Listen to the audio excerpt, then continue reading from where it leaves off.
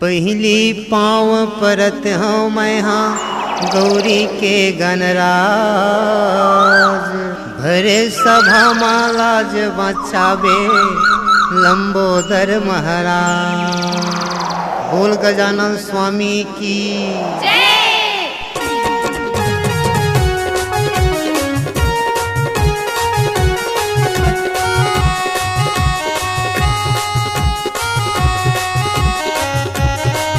धन धन बाजे जी ढोल नगारा यवतासा, धन धन बाजे जी ढोल नगारा यवतासा।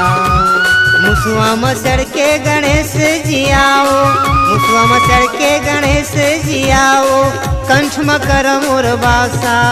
धन धन बाजे जी ढोल नगारा यवतासा, धन धन बाजे जी ढोल नगारा यवतासा।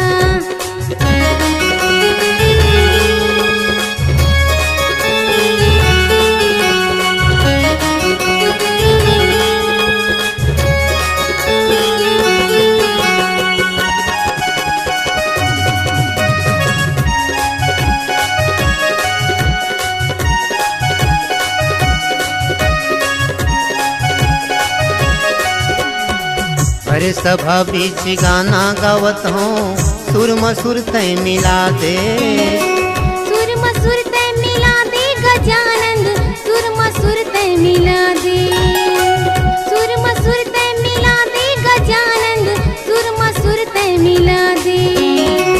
मैं अनपढ़ अज्ञानी होगा, ज्ञान के ज्योत जला दे, ज्ञान के ज्योत जला दे गजानंद, ज्ञान के ज्योत जला दे, ज्ञान की ज्योत जला दे गजानंद, ज्ञान की ज्योत जला दे। संत सभा बीच लाज बचाओ, संत सभा बीच लाज बचाओ, मंच मकर मोर बासा। धन धन बाजे जी ढोल नगारा यवतासा, धन धन बाजे जी ढोल नगारा यवतासा।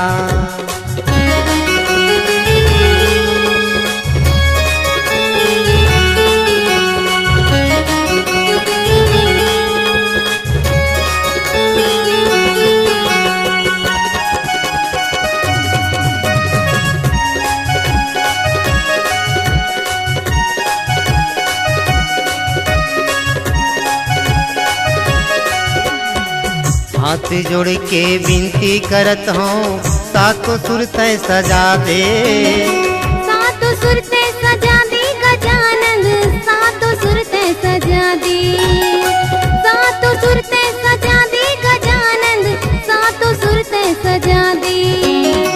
कौन बैरी कौन हितवा हवेगा, सबला एक बना दे, सबला एक बना दे गजानंद, सबला एक बना दे, सबला एक बना दे गजानंद, सबला एक बना दे। तोरे चरण के दास बनाओ, तोरे चरण के दास बनाओ, लगे हवे मोला आशा। धन धन बाजे जी ढोल नगारा यवतासा, धन धन बाजे जी ढोल नगारा यवतासा। मुसुआ मचड़ के गणेश जी आओ, मुसुआ मचड़ के गणेश जी आओ, कंठ मकर मोर बासा। धन धन बाजे जी ढोल नगारा यवतासा, धन धन बाजे जी ढोल नगारा यवतासा, ढोल नगारा यवतासा, ढोल नगारा यवतासा, ढोल नगारा यवतासा, ढोल नगारा यवतासा। छत्तीसगढ़ी गाना सुनने के लिए हमारे YouTube चैनल को सब्सक्राइब करें और नए नए अपडेट पाने के लिए बेल आइकन को प्रेस करें।